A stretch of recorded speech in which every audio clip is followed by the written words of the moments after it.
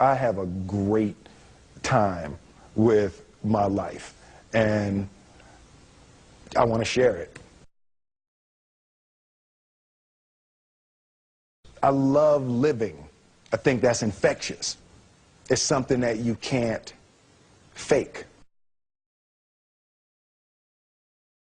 Greatness is not this wonderful, esoteric, elusive, God-like feature that only the special among us will ever taste. You know, it's something that truly exists in all of us. It's very simple.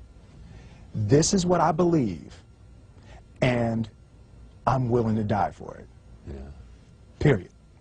It's that simple. I know who I am, and I know what I believe. I know who I am, I know what I believe. That's all I need to know. And that's all I need to know. So from there, you do what you need to do. Yeah. You know, and I think what happens is we make the situation more complex than it has to be. Because we're looking for complexity. There's got to be Absolutely. something complex to understand. It can't be that easy. You know.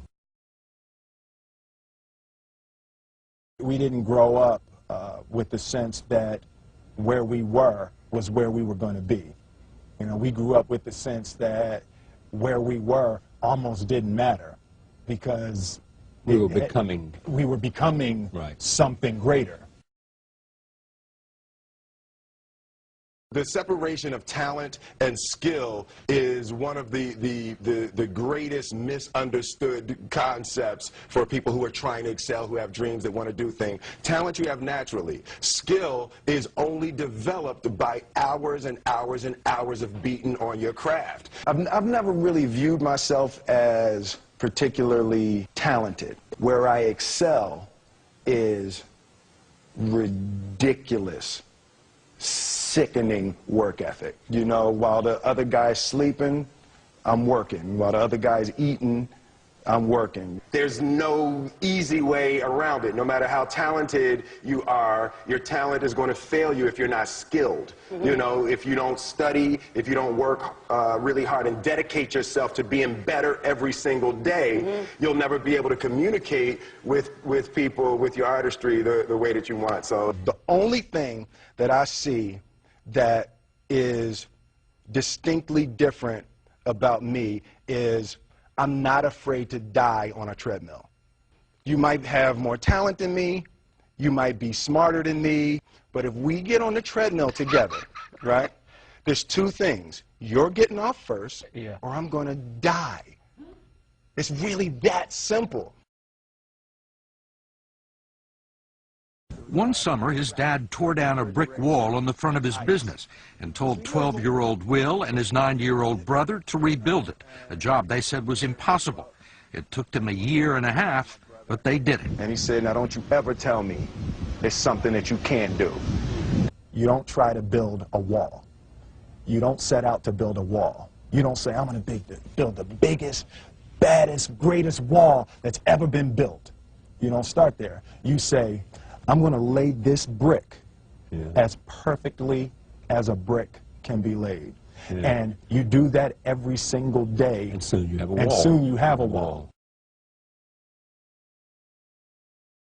You know, it's an idea that my grandmother always had, that you know, if you're going to be here, then there's a necessity to make a difference. She always instilled the responsibility, the spiritual responsibility that you have to make every group you come in contact with better.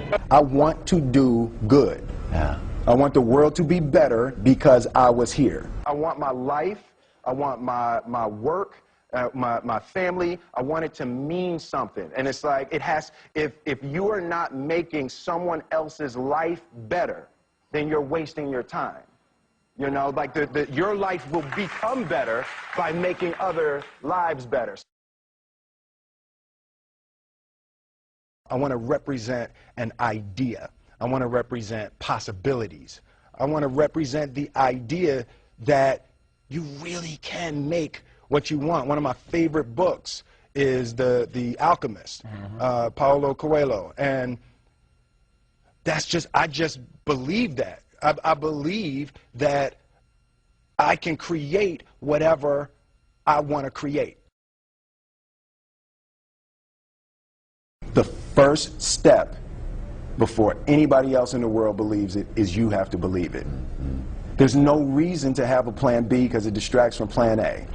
I think that there's a certain delusional quality that all successful people have to have.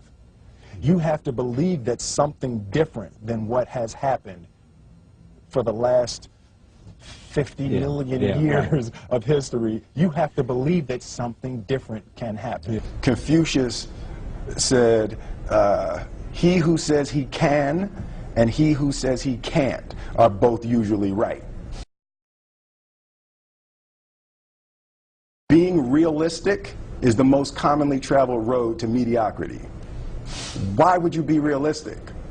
What's the point of being realistic? Just put up a barrier. Yeah, I'm going to do it. It's done. It's already done. The second I decide it's done, it's already done. So now we just got to wait for y'all to see. It's unrealistic to walk in a room and flip a switch and lights come on. That's unrealistic. Fortunately, Edison didn't think so. It's unrealistic to think you're going to bend a piece of metal and fly people over an ocean in that metal. That's unrealistic. But fortunately, the Wright brothers and others didn't believe that. Our thoughts, our feelings, our dreams, our ideas are physical in the universe. That if we dream something, if we picture something, if we commit ourselves to it, that is a physical thrust towards realization that we can put into the universe. That the universe is not a thing that's going to push us around. That the world and people and situations are not something that are going to push us around. That we are going to bend the universe and command and demand that the universe become what we want it to be. I study the patterns of the universe. There's a redemptive power that making a choice has, you know, rather than feeling like you're at effect to all the things that are happening. Make a choice, right? You just decide what it's going to be, who you're going to be, how you're going to do it. Just decide. And then from that point, the universe is going to get out your way. It's like it's water. It wants to move and go around stuff, you know. You know, there's a flow of the universe that I've grown to know just how to go with it.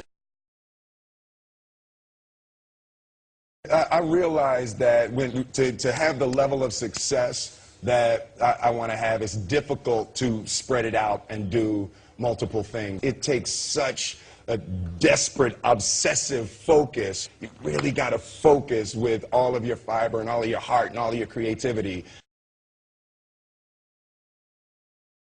I'm motivated by fear. Fear. You know? Fear of what? Fear of fear. I hate being scared to do something. And I think what developed in my early days was the attitude that I started attacking things that I was scared of. It was Franklin Roosevelt said the only fear you have to fear is fear itself. Absolutely. Remember that? Absolutely.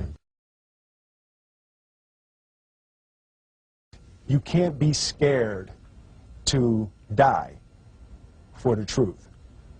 The truth is the only thing that's ever going to be constant. Don't ever let somebody tell you you can't do something. Not even me. All right? You got a dream, you got to protect it. People can't do something themselves. They want to tell you you can't do it.